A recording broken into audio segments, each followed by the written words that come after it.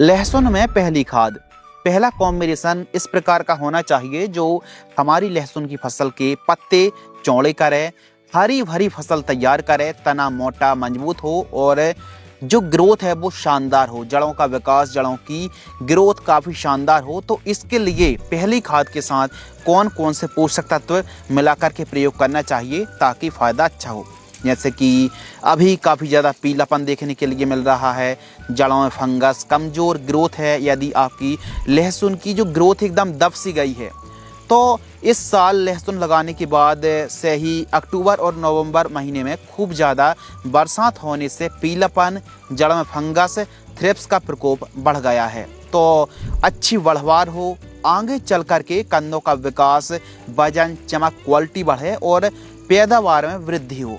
तो इस साल काफ़ी बरसात हो जाने के कारण, क्योंकि जैसे प्लांटेशन हुआ, रोपाई हुई और अधिक बरसात होने से नेमेटोड्स की समस्या आ रही है, जड़ गलन की समस्या आ रही है और जड़ों की ग्रोथ है दब सी गई है, रुक सी गई है।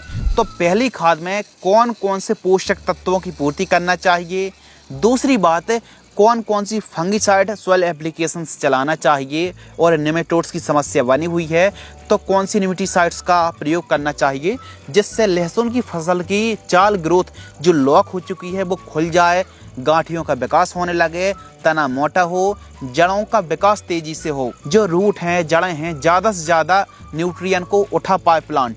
तो कौन कौन सी खादें चलाना चाहिए, आइए समझते हैं। सबसे पहले हम समझते हैं कि बरसात हुई, बरसात होने के बाद और कंटिन्यू बरसात हुई जिससे मिट्टी के ऊपरी सतह पर एक लेयर, हार्ड सी कड़ी सी लेयर बन गई है जिससे जो हवा वायु संचारण है वो जड़ों तक अच्छे से नहीं पहुंच पा रहा है। इसके कारण ग्रोथ और पीलापन की समस्या देखने के लिए मिल रही है, ग्रोथ है दब सी गई। तो सबसे पहले तो निराई गुड़ाई अच्छे से कराएं, निराई गुड़ाई करा ली, साफ सफाई अच्छे से करा ली, खरपतवार को खींचें बाहर करा दीजिए। और जैसे निराई गुड़ाई आपने करी है उसके बाद कम से कम 2 से 3 दिनों की तेज धूप लगाइए।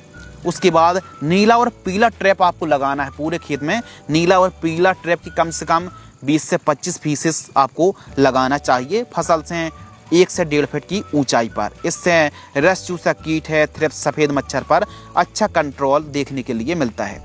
यदि इस समय जो पहली खाद आप दे रहे हैं एक छोटी सी लापरवाही और पैदावार आदि, तो इसीलिए सही समय पर सही पोषक तत्व के साथ साथ इस समय केवल खाद दवाइयों पर आपको विशेष ध्यान नहीं रखना।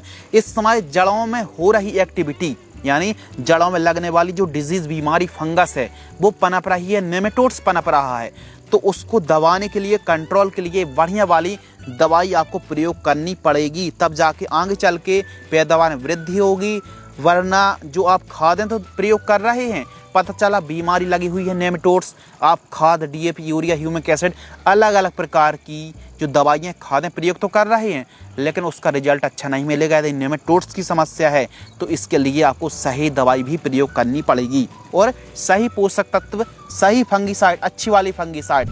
जड़ गलन की समस्या जो लहसुन की फसल पर दिन ब दिन बढ़ती जा रही है, तो सही समय पर सही पोषक तत्व, सही दवाई का प्रयोग करेंगे तो पैदावार आगे चल के वृद्धि होने वाली है। तो निराई गुड़ाई करने के बाद सबसे बड़ी सावधानी है कि 2 से 3 दिन की तेज धूप आपको लगाना ही लगाना है। और पहली खाद में कौन कौन से पोषक तत्वों की पूर्ति करना है, तो पहली खाद लहसुन की फसल पर रोपाई से 20 से 25 दिन के आसपास की होती है।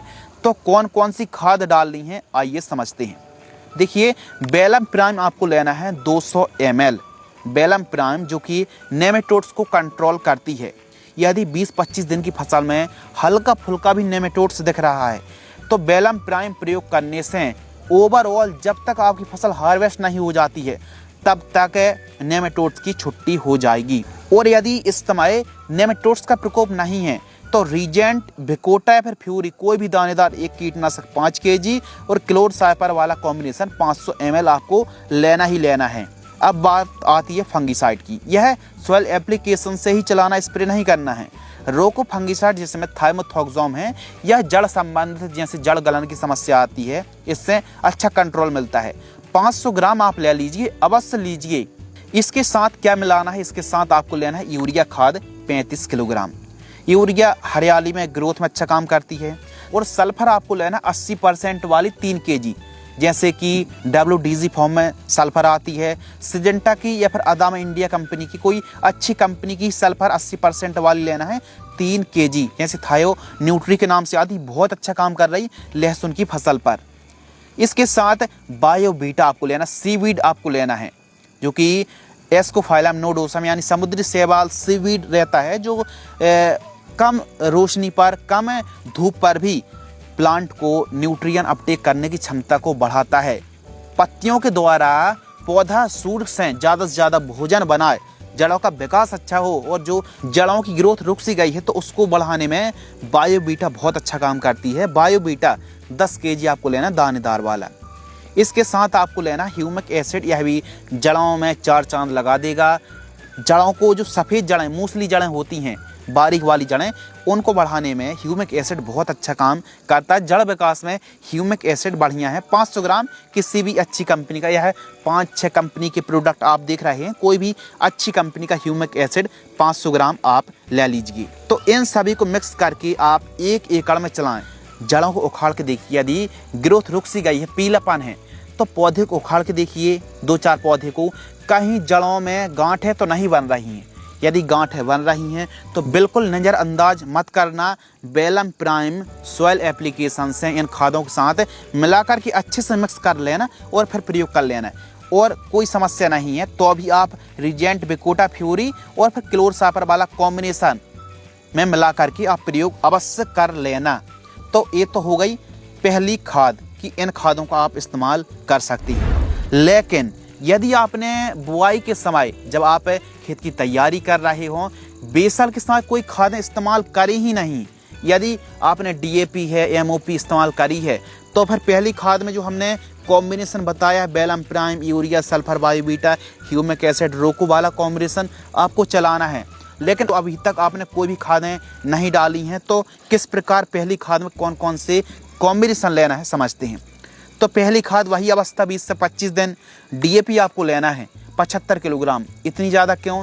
क्योंकि यह कंद वाली फसल है, फॉस्फोरस की आवश्यकता, पोटास की आवश्यकता इसमें होती ही होती है। तो DAP आपको लेना है 60 से लेकर के 75 किलोग्राम प्रति एकड़। पोटास आपको लेना है 20 kg, यूरिया 35 kg, बायोबीटा दानेदार 10 kg, ह्यूमिक एसिड 500 ग्राम, रोको फंगिसाइड पर कीटाजन में से कोई भी एक 500 ग्राम, या फिर रोको ले रहा है तो 500 ग्राम, कीटाजन ले रहे हैं तो 500 ml, और इसके साथ क्लोरसापर वाला कॉम्बिनेशन 500 ml। इन सभी को 1 एकड़ में चला दीजिए। तो इस प्रकार आप कॉम्बिनेशन चला सकते हैं। लेकिन आपने बुआई के समय DAP, MOP इस्तेमाल करी है, तो फिर पहला वाला जो कॉम्बिनेशन हमने बताया है वो सबसे बेस्ट है। और इस चीज़ का ध्यान आप रखिए, नेमेटोड्स हैं तो बेलम प्राइम चलाइए, अच्छा रिजल्ट देखने के लिए मिलेगा।